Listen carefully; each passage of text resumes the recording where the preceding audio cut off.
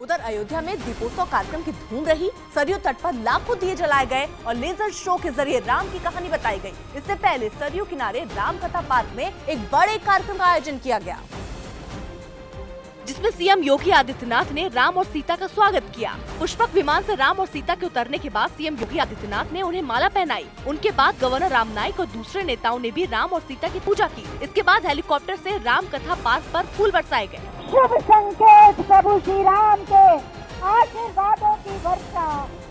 राम और सीता के साथ लक्ष्मण भी मंच पर पहुंचे, जहां परंपरा अनुसार उनकी पूजा की गई। सीएम योगी आदित्यनाथ ने राम और सीता की आरती उतारी और उन्हें तिलक भी लगाया। इस दौरान कार्यक्रम में पहुंचे साधु संतों को भी सीएम योगी ने सम्मानित किया, जिसमें राम जन्मभूमि न्यास के अध्यक्ष राम विलास वेदांती भी शामिल रहे। इससे पहले सीएम योगी ने दक्षिण कोरिया की फर्स्ट लेडी किम जोंग सूक का स्वागत किया और राम कथा पार्क में आयोजित कार्यक्रम में शामिल हुए। इस कार्यक्रम में दक्षिण कोरिया की परंपरा और राम के जीवन को दिखाया गया।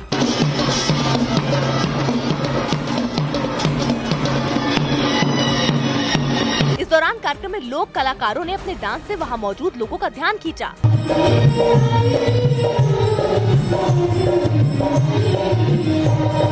कार्यक्रम में सीएम योगी के साथ साउथ कोरिया की फर्स्ट लेडी किम जोंग सूक मौजूद रहीं। उन्होंने कार्यक्रम के बाद कोरिया की क्वीन के स्मारक की आधारशिला रखी। अब से 1 साल पहले 1.5 साल पहले कोई अयोध्या का नाम नहीं लेना चाहता था दीपावली पे। हमारे माननीय मुख्यमंत्री जी ने प्रयास किया और आज ये एक पूरे देश भर का एक इवेंट बन गया है।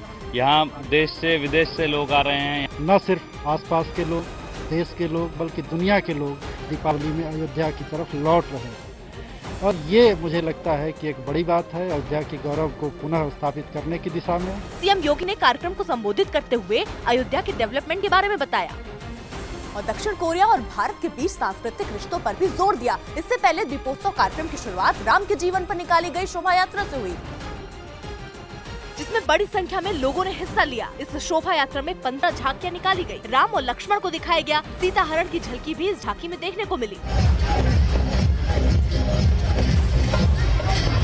इस शोभा यात्रा में कई कलाकारों ने हिस्सा लिया। लोगों का ध्यान खींचने के लिए करतब दिखाए गए और तो और राम के जीवन को दिखाने के लिए हर एक झांकी को अलग रंग दिया गया।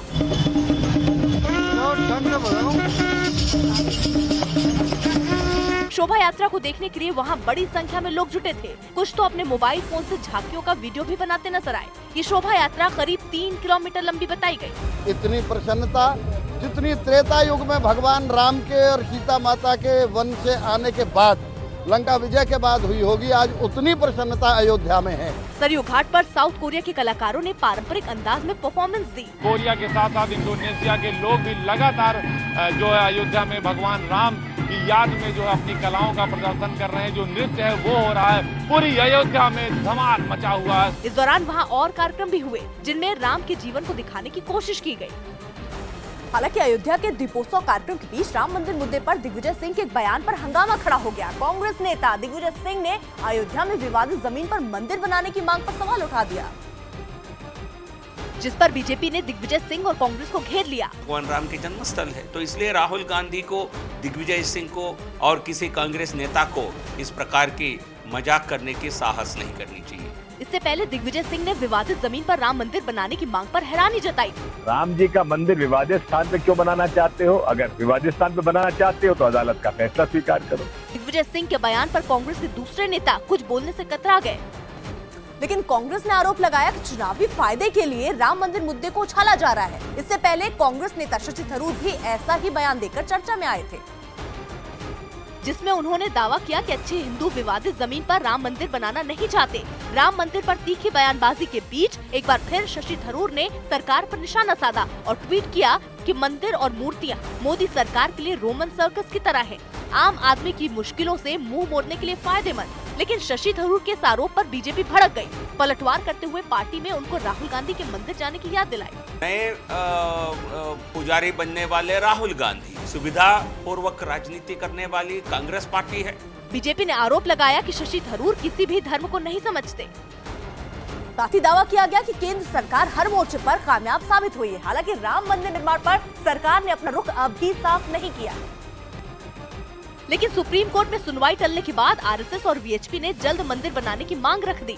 इस मुद्दे पर दिन ब दिन तेज होती बयानबाजी के बीच नेशनल कमीशन फॉर माइनॉरिटीज के चेयरमैन ने भी राम मंदिर जल्द बनाने की वकालत की। ये आंदोलन का रूप लेता है या कोई लॉ एंड ऑर्डर की स्थिति खराब हो जाती है तो उस वक्त फिर सबसे ज्यादा इसमें परेशानी दोनों ही समाज को होती है, लेकिन अल्पसंख्यक समाज ज्यादा नुकसान उठाता है। इस मुद्दे पर national commission for minorities court और सरकार के सामने भी अपना पक्ष रखने वाला है। उधर अयोध्या विवाद के एक पक्षकार इकबाल अंसारी को अब भी कोर्ट के फैसले का इंतजार है। अदालत हिंदुस्तान की है और फैसला करने वाले भी हिंदुस्तान के हैं, फैसला सुनने वाले भी हिंदुस्तान में, कानून भी हिंदुस्तान का है। और उसके बाद भी कहते हो कि हम कोर्ट का फैसला नहीं हम जो है मानेंगे। इकबाल अंसारी ने राम मंदिर मुद्दे पर सियासत नहीं करने की नसीहत दी। राजस्थान के जयपुर में दिवाली का जश्न मनाया गया। द्रव्यवती नदी के किनारे हुए इस कार्यक्रम में सीएम वसुंधरा राजे ने शिरकत की और वहां हुई हवाई आतिशबाजी का लुत्फ उठाया। इस दौरान आसमान में काफी देर तक आतिशबाजी के रंग बिखरे रहे, जिन्हें सीएम ध्यान से देखती नजर आईं। वहीं राजस्थान के लोक कलाकारों ने भी एक के बाद एक कई कार्यक्रम पेश किए। इस दौरान राजस्थान के घूमर लोक नृत्य भी पेश किया गया, जिनका वहां मौजूद लोगों ने जमकर लुत्फ उठाया।